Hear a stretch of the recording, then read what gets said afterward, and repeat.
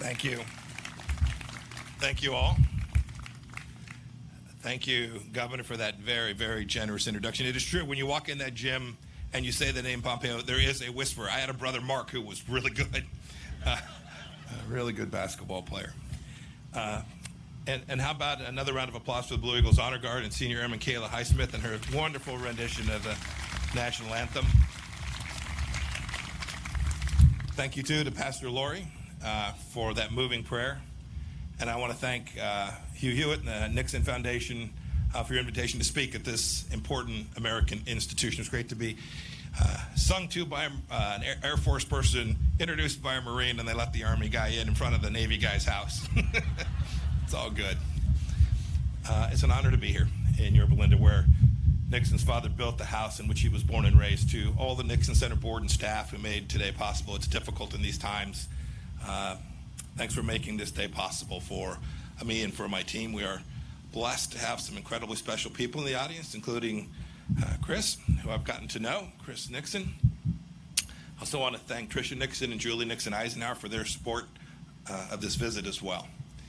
I want to recognize several courageous Chinese dissidents who have joined us here today and made a long trip. And to all the other distinguished guests, To all the other distinguished guests, thank you for being here. For those of you who got under the tent, you must have paid extra. And those of you watching live, thank you for tuning in. And finally, as the governor mentioned, I was born here in Santa, not very far from here. I've got my sister and her husband in the audience today. Thank you all for coming out. I bet you never thought that I'd be standing up here. My remarks today are the fourth set of remarks in a series of China speeches that I asked National Security Advisor Robert O'Brien, FBI Director Chris Wray, and the Attorney General Barr to deliver alongside me. We had a very clear purpose, a real mission, was to explain the different facets of America's relationship with China. The massive imbalances in that relationship that have built up over decades, and the Chinese Communist Party's designs for hegemony.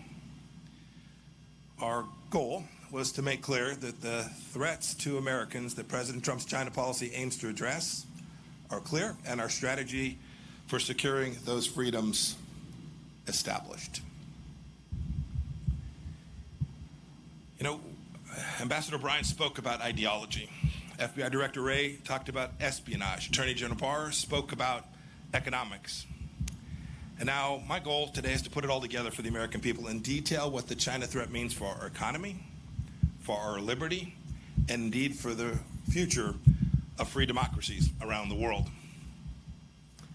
Next year marks half a century since Dr. Kissinger's secret mission to China, and the 50th anniversary of President Nixon's trip isn't too far away in 2022. You know, the world was much different then. We imagined engagement with China would produce a future with bright promise of comedy and cooperation.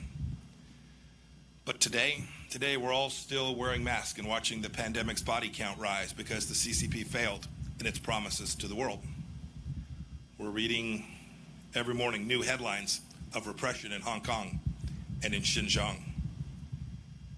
We're seeing staggering statistics of Chinese trade abuses that cost American jobs and strike enormous blows to the economies all across America, including here in Southern California. And we're watching a Chinese military that grows stronger and stronger and indeed more menacing. I'll echo the questions ringing in the hearts and minds of Americans from here in California to my home state of Kansas and beyond. What do the American people have to show now, 50 years on, from engagement with China? Did the theories of our leaders that proposed Chinese evolution towards freedom and democracy prove to be true? Is this China's definition of a win-win situation? And indeed, centrally, from Secretary of State's perspective, is America safer? Do we have a greater likelihood of peace for ourselves and peace for the generations which will follow us? Look, we have to admit a hard truth. We must admit a hard truth that should guide us in the years and decades to come. That if we want to have a free 21st century and not the Chinese century of which Xi Jinping dreams, the old paradigm of blind engagement with China simply won't get it done. We must not continue it, and we must not return to it. President Trump has made very clear we need a strategy that protects the American economy and indeed our way of life. The free world must triumph over this new tyranny. Now, before I seem too eager to tear down President Nixon's legacy, I want to be clear that he did what he believed was best for the American people at the time, and he may well have been right. He was a brilliant student of China, a fierce Cold Warrior, and a tremendous admirer of the Chinese people, just as I think we all are. He deserves enormous credit for realizing that China was too important to be ignored, even when the nation was weakened because of its own self-inflicted communist brutality. In 1967, in a very famous foreign affairs article, Nixon explained his future strategy. Here's what he said. He said, taking the long view, we simply cannot afford to leave China forever outside of the family of nations. The world cannot be safe until China changes. Thus, our aim, to the extent we can, we must influence events. Our goal should be to induce change. And I think that's the key phrase from the entire article, to induce change. So with that historic trip to Beijing, President Nixon kicked off our engagement strategy. He nobly sought a freer and safer world, and he hoped that the Chinese Communist Party would return that commitment. As time went on, American policymakers increasingly presumed that as China became more prosperous, it would open up, it would become freer at home, and indeed present less of a threat abroad. It'd be friendlier. It all seemed, I am sure, so inevitable. But that age of inevitability is over. The kind of engagement we've been pursuing has not brought the kind of change inside of China that President Nixon had hoped to induce. The truth is that our policies and those of other free nations resurrected China's failing economy only to see Beijing bite the international hands that were feeding it. We opened our arms to Chinese citizens only to see the Chinese Communist Party exploit our free and open society. China sent propagandists into our press conferences, our research centers, our high schools, our colleges, and even into our PTA meetings. We marginalized our friends in Taiwan, which later blossomed into a vigorous democracy. We gave the Chinese Communist Party and the regime itself special economic treatment, only to see the CCP insist on silence over its human rights abuses as the price of admission for Western companies entering China. Ambassador Bryant ticked off a few examples just the other day. Marriott, American Airlines, Delta, United all removed references to Taiwan from their corporate websites so as not to anger Beijing. And Hollywood, not too far from here, the epicenter of American creative freedom and self-appointed arbiters of social justice, self-censors even the most mildly unfavorable reference to China. This corporate acquiescence to the CCP happens all over the world too. And how has this corporate fealty worked? Is its flattery rewarded? I'll give you a quote from the speech that General Barr gave, Attorney General Barr. In his speech last week, he said that the ultimate ambition of China's rulers isn't to trade with the United States, it is to raid the United States. China ripped off our prized intellectual property and trade secrets, causing millions of jobs all across America. It sucked supply chains away from America and then added a widget made of slave labor. It made the world's key waterways less safe for international commerce. President Nixon once said he feared he had created a Frankenstein by opening the world to the CCP. And here we are. Now, people of good faith can debate why free nations allowed these bad things to happen for all these years. Perhaps we were naive about China's virulent strain of communism, or triumphalists after our victory in the Cold War, or cravenly capitalist, or hoodwinked by Beijing's talk of a peaceful rise. Whatever the reason, today China is increasingly authoritarian at home and more aggressive in its hostility to freedom everywhere else. And President Trump has said enough. I don't think many people on either side of the aisle dispute the facts that I've laid out today. But even now, some are insisting that we preserve the model of dialogue for dialogue's sake.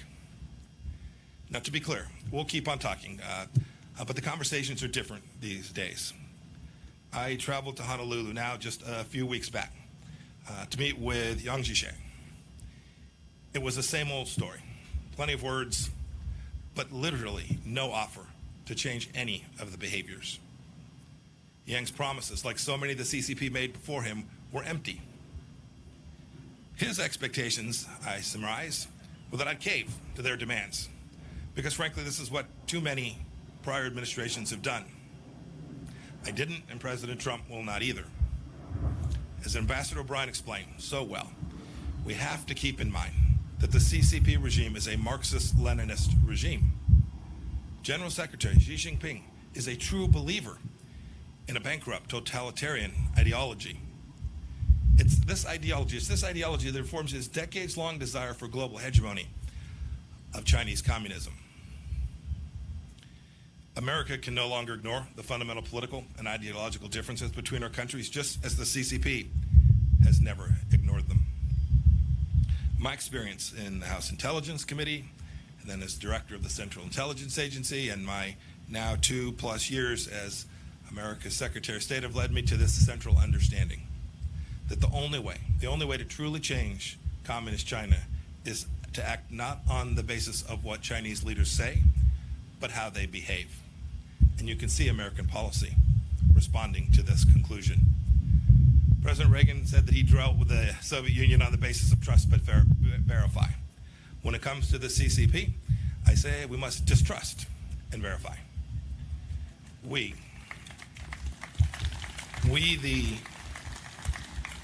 the freedom-loving nations of the world must induce China to change, just as President Nixon wanted.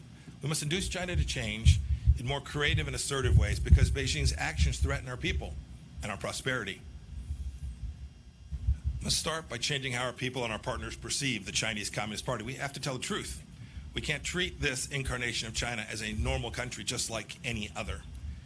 We know that trading with China is not like trading with a normal law-abiding nation. Beijing threatens international agreements treats international agreements as suggestions, as conduits for global dominance. But by insisting on fair terms, as our trade representative did when he secured our Phase 1 trade deal, we can force China to reckon with its intellectual property theft and policies that have harmed American workers. We know, too, that doing business with a CCP-backed company is not the same as doing business with, say, a Canadian company. They don't answer to independent boards, and many of them are state-sponsored and so have no need to pursue profits. A good example is Huawei. We stopped pretending Huawei is an innocent telecommunications company just showing up to make sure you can talk to your friends. We've called it what it is, a true national security threat, and we've taken action accordingly. We know, too, that if our companies invest in China, they may wittingly or unwittingly support the Communist Party's gross human rights violations.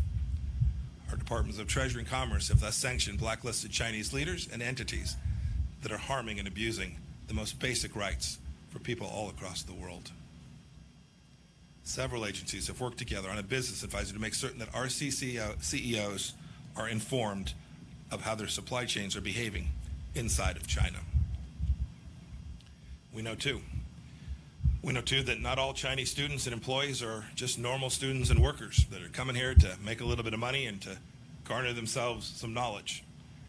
Too many of them come here to steal our intellectual property and to take this back to their country. The Department of Justice and other agencies have vigorously pursued punishment for these crimes. We know that the People's Liberation Army is not a normal army, too. Its purpose is to uphold the absolute rule of the Chinese Communist Party elites and expand a Chinese empire, not to protect the Chinese people. And so our Department of Defense has ramped up its efforts, freedom of navigation operations out throughout the East and South China Seas and in the Taiwan Strait as well. And we've created a space force to help deter China from aggression on that final frontier. And so, too, frankly, we've built out a new set of policies at the State Department dealing with China, pushing President Trump's goals for fairness and reciprocity to rewrite the imbalances that have grown over decades. Just this week, we announced the closure of the Chinese consulate in Houston because it was a hub of spying and intellectual property theft. We reversed 2 weeks ago 8 years of cheek turning with respect to international law in the South China Sea. We've called on China to conform its nuclear capabilities to the strategic realities of our time. And the State Department at every level, all across the world, has engaged with our Chinese counterparts simply to demand fairness and reciprocity. But our approach can't just be about getting tough. That's unlikely to achieve the outcome that we desire. We must also engage and empower the Chinese people, a dynamic, freedom-loving people who are completely distinct from the Chinese Communist Party. That begins with in-person diplomacy. I've met Chinese men and women of great talent and diligence wherever I go. I've met with Uyghurs and ethnic Kazakhs who have escaped Xinjiang's concentration camps. I've talked with Hong Kong's democracy leaders, from Cardinal Zen to Jimmy Lai. 2 days ago in London, I met with Hong Kong freedom fighter Nathan Law. And last month, in my office, I heard the stories of Tiananmen Square survivors. One of them's here today. Wang Don was a key student who has never stopped fighting for freedom for the Chinese people. Mr. Wang, will you please stand so that we may recognize you?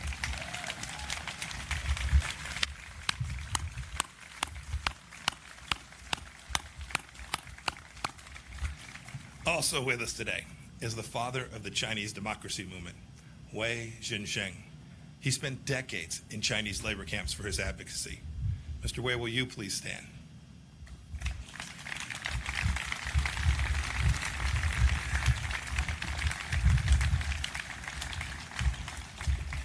You know, I grew up and served my time in the Army during the Cold War, and if there's one thing I learned, communists almost always lie.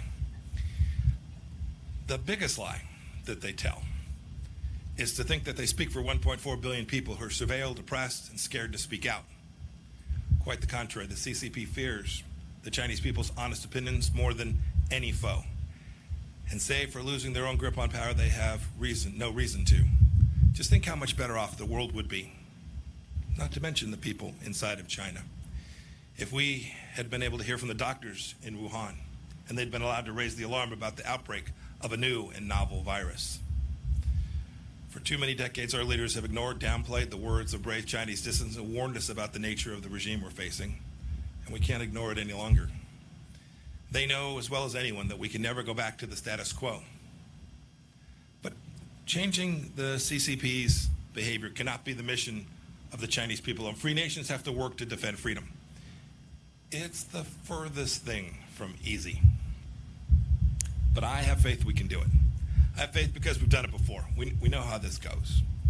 I have faith because the CCP is repeating some of the same mistakes that the Soviet Union made. Alienating potential allies, breaking trust at home and abroad, rejecting property rights and predictable rule of law. I have faith. I have faith because of the awakening I see among other nations that know we can't go back to the past in the same way that we do here in America. I've heard this from Brussels to Sydney to Hanoi.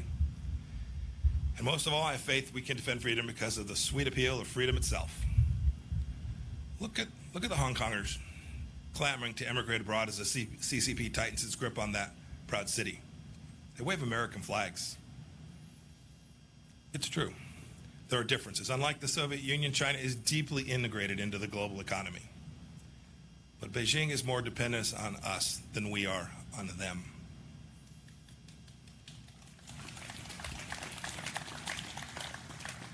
Look, I reject the notion that we're living in an age of inevitability, that some trap is preordained, that CCP supremacy is the future. Our approach isn't destined to fail because America is in decline. As I said in Munich earlier this year, the free world is still winning. We just need to believe it and know it and be proud of it. People from all over the world still want to come to open societies. They come here to study. They come here to work. They come here to build a life for their families. They're not desperate to settle in China. It's time. It's great to be here today. The timing is perfect. It's time for free nations to act. Not every nation will approach China in the same way, nor should they. Every nation will have to come to its own understanding of how to protect its own sovereignty, how to protect its own economic prosperity, and how to protect its ideals from the tentacles of the Chinese Communist Party. But I call on every leader of every nation to start by doing what America has done, to simply insist on reciprocity, to insist on transparency and accountability from the Chinese Communist Party. It's a cadre of rulers that are far from homogenous, and these simple and powerful standards will achieve a great deal. For too long, we let the CCP set the terms of engagement, but no longer. Free nations must set the tone. We must operate on the same principles. We have to draw common lines in the sand that cannot be washed away by the CCP's bargains or their blandishments. Indeed, this is what the United States did recently when we rejected China's unlawful claims in the South China Sea once and for all, as we have urged countries to become clean countries so that their citizens' private information doesn't end up in the hand of the Chinese Communist Party. We did it by setting standards. Now, it's true, it's difficult. It's difficult for some small countries. They fear being picked off. Some of them, for that reason, simply don't have the ability or the courage to stand with us for the moment. Indeed, we have a NATO ally of ours that hasn't stood up in the way that it needs to with respect to Hong Kong because they fear Beijing will restrict access to China's market. This is the kind of timidity that will lead to historic failure, and we can't repeat it. We cannot repeat the mistakes of these past years. The challenge of China demands exertion, energy from democracies, those in Europe, those in Africa, those in South America, and especially those in the Indo-Pacific region. And if we don't act now, ultimately, the CCP will erode our freedoms and subvert the rules-based order that our societies have worked so hard to build. If we bend the knee now, our children's children may be at the mercy of the Chinese Communist Party, whose actions are the primary challenge today in the free world. General Secretary Xi is not destined to tyrannize inside and outside of China forever unless we allow it. Now, this isn't about containment. Don't buy that. It's about a complex new challenge that we've never faced before. The USSR was closed off from the free world. Communist China is already within our borders. So we can't face this challenge alone. The United Nations, NATO, the G7 countries, the G20, our combined economic, diplomatic, and military power is surely enough to meet this challenge if we direct it clearly and with great courage. Maybe it's time for a new grouping of like-minded nations, a new alliance of democracies. We have the tools. I know we can do it. Now we need the will. To quote scripture, I ask, is our spirit willing, but our flesh weak? If the free world doesn't change, Communist China will surely change us. There can't be a return to the past practices because they're comfortable or because they're convenient. Securing our freedoms from the Chinese Communist Party is the mission of our time, and America is perfectly positioned to lead it because our founding principles give us that opportunity. As I explained in Philadelphia last week, staring at Independence Hall, our nation was founded on the premise that all human beings possess certain rights that are unalienable, and it's our government's job to secure those rights. It is a simple and powerful truth. It's made us a beacon of freedom for people all around the world, including people inside of China. Indeed, Richard Nixon was right when he wrote in 1967 that the world cannot be safe until China changes. Now it's up to us to heed his words. Today, the danger is clear, and today the awakening is happening. Today, the free world must respond. We can never go back to the past. May God bless each of you. May God bless the Chinese people. And may God bless the people of the United States of America. Thank you all.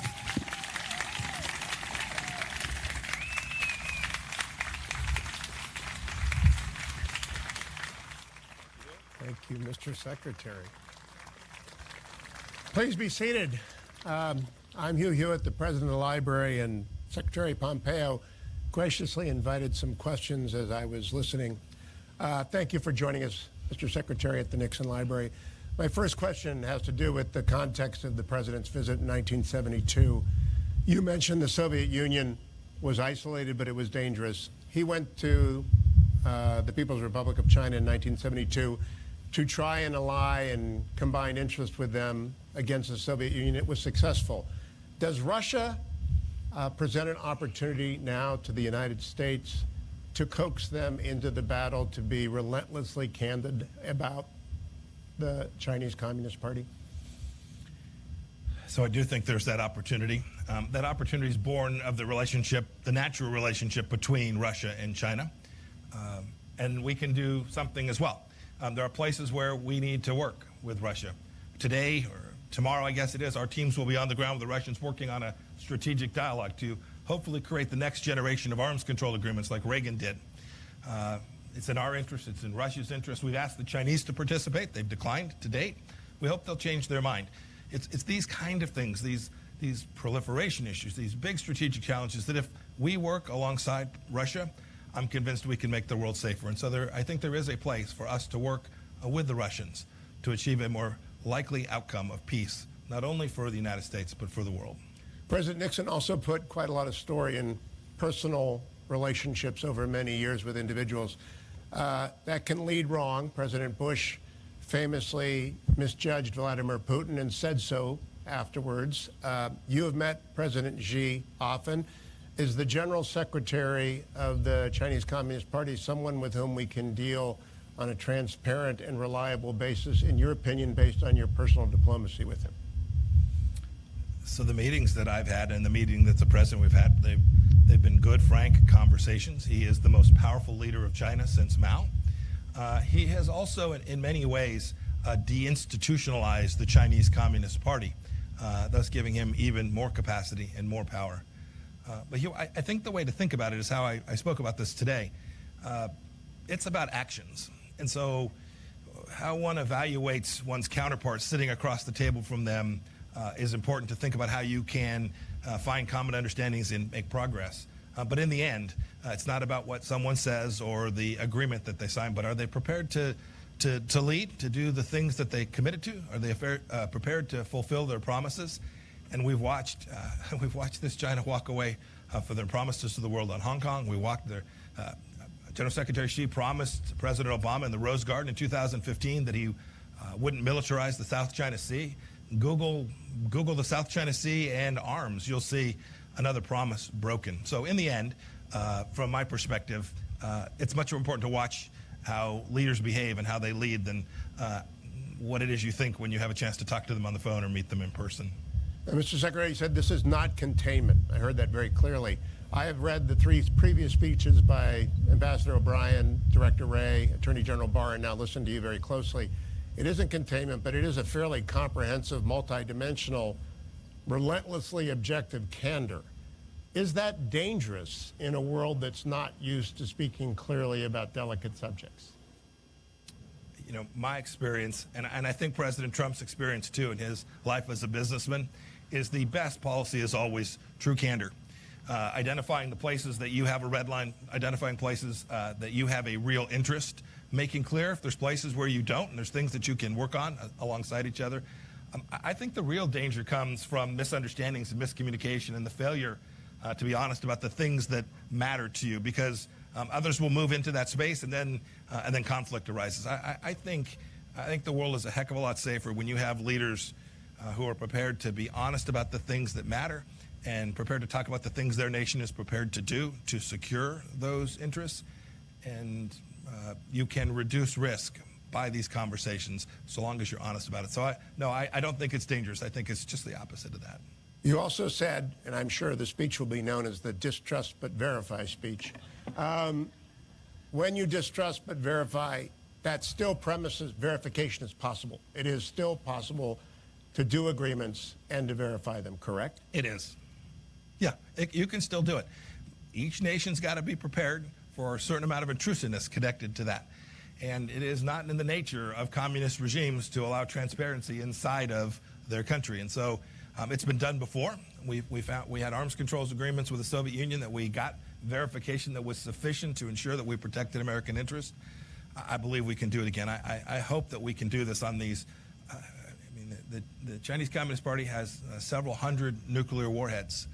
This is a serious global power. And to the extent we can find common ground, a common set of understandings to reduce risk that there's ever a really bad day for the world, we ought to do it, and it's going to require agreement and verification.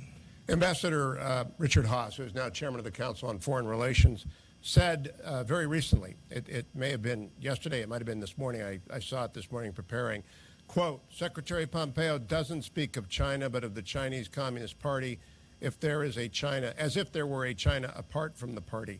This is meant to antagonize and make diplomacy impossible, quite a stance for America's chief diplomat to take unless his goal is to ensure diplomacy fails. Is that your goal? Goodness. Where to begin? Here's where I'll begin. It's a bit patronizing to the people of China to make such an assertion that they are not free-thinking beings, that they're not rational people who were given. They too were made in the image of God, right? They have all the capacity that anybody in the world does. So to somehow think that we ought to ignore the voices of the people of China seems to me the wrong approach. It is true. The Chinese Communist Party is a one-party rule state. And so we will deal with the Chinese Communist Party as the head of state for China. And we need to engage in dialogue. But it seems to me we would dishonor ourselves and the people of China if we ignored them. Now, Ambassador O'Brien, whose speech you referenced, put heavy emphasis on the ideology of Marxist-Leninism. It was almost quaint to hear that conversation again. It's gone from our vocabulary. Does the American people, and especially the American media, need to reacquaint itself with what Marxist-Leninists believe, because the CCP genuinely does believe it? You know, I always get in trouble, Hugh, when I comment on the media. So I'll say this much.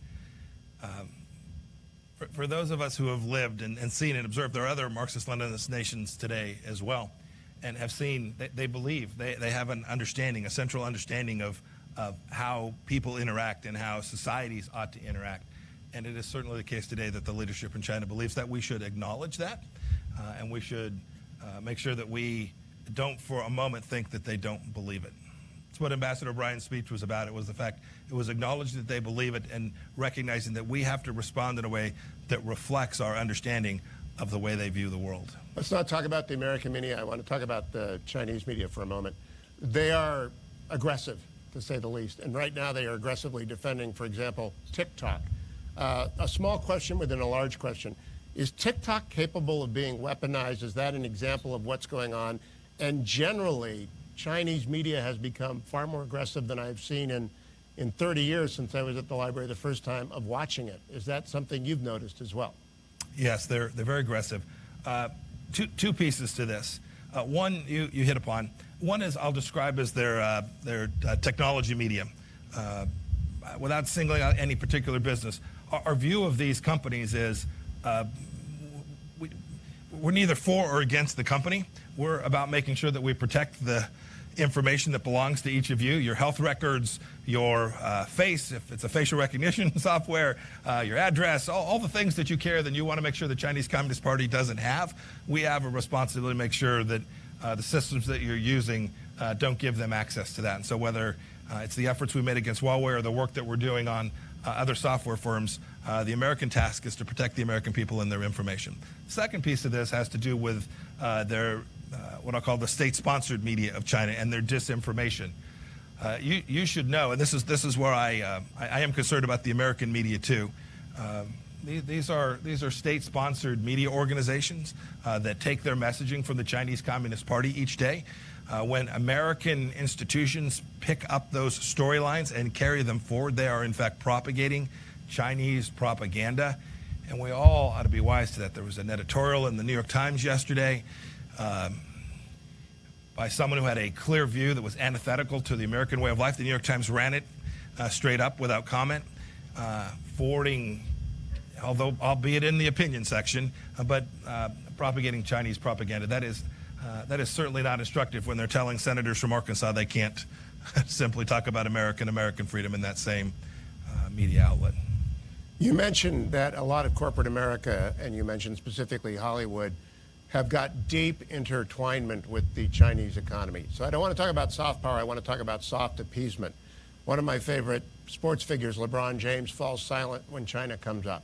In the new Top Gun movie, the Taiwan and Japanese patches are taken off Maverick's jacket. They're not going to be in Top Gun 2. They were in Top Gun 1. What do you say not to those individuals, but to everyone who has an American spotlight about their responsibility to be candid about the People's Republic of China? Here's our ask. Our ask is, if you claim that you care about human rights or your social justice or these things, if you make that part of your corporate theology, then you ought to be consistent.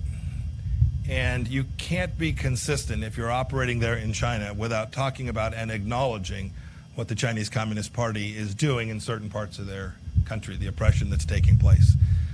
Look, every business leader has got to make decisions for themselves. They've got to be able to live with the decisions that they make. You highlighted a few. I'd simply ask this. If you run an entity and the United States government were to tell you you couldn't do something, put a particular symbol in your movie or put a particular name on your menu, if we were to tell you that, you'd say, nope, that's not appropriate, and it, of course, would not be appropriate. It seems to me that if you permit the Chinese Communist Party to limit you in that way, it's got to be difficult for you to go home at night. Two more questions, Mr. Secretary. Because it is hot and it is warm, and everyone out here has been in the sun for a while. You're a West Point graduate, and as Governor Wilson noted, #1, so this might be tough for you, but we are like Athens was a naval power, America is a naval power, and as like Sparta is, China is a land power. Do we not have to change how we approach defense spending to put more emphasis on our naval resources than on our Army resources?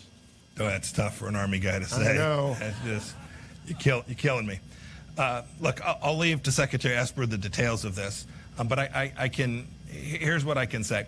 When President Trump set out our national security strategy early on in the administration, for the first time, we identified China in a way that was fundamentally different than we had done, this isn't partisan, for decades.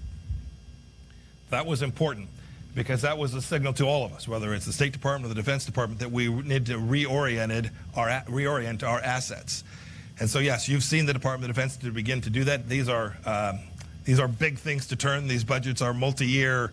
It takes a while. But if you look at how Secretary Esper and President Trump are positioning our military capabilities, not just the tactical, operational, and strategic capabilities, but our cyber capabilities, our space capabilities. If you look at how we're thinking about this and spending resources in year 2, 3, 4, and 5, I think you'll see that our focus has shifted pretty dramatically. It's not to say that our efforts to protect America from terrorism are behind us. We still have work to do there. But I think this great power challenge that presents itself is something that we have recognized, and we begin to make sure that we allocate your money, our taxpayer resources that we have, to the appropriate ends to achieve American security. My last question has to do with the former Secretary of State who was also an Army man, George Marshall. He gave a speech in 1947 at your alma mater, Harvard, in which he called on all the nations of the world to recognize that the world was in crisis and to choose a side. And he assured them in that famous address that if you chose the American side in asserting Europe, you could count on America. So as you make the appeal you did today, not just to Europe, where it's relatively easy to be outspoken, though Norway has found it not to be outspoken, but to Taiwan and Japan and Vietnam and all of the Australia, all of the nations of that region, can they rely on America in the way that people opposing the Soviet Union could rely on George Marshall's assurance in 1947? Undoubtedly. Undoubtedly, Hugh. The only thing I'll say is this language of pick a side does make sense to me, but I think about picking a side differently than picking America or picking China. I think the sides, the division, the shirts and skins, if you will, is between freedom and tyranny. I think that's the decision that we're asking each of these nations to make. And here's the good news of this. The good news is it does take American leadership often in these cases. To your point, they need to know that America will be there for them. I've seen the tide turn. In just these 3.5 years of our administration, I've watched other nations have less timidity, become more prepared to stand up for their freedoms and for the freedoms of their people. We don't ask them to do this for America. We ask them to do it for their country and for their nation, the freedom and the independence, and to protect the rights of their people. And when we do that and we tell them that America will be there, I'm very confident in the end that this is a world that, with the hard work applied, will become one that is governed by a rules-based order, and the freedom of the American people will be secured. Mr. Secretary, thank you for joining us here today. Thank Please you. join me in thanking the Secretary. Thank you all.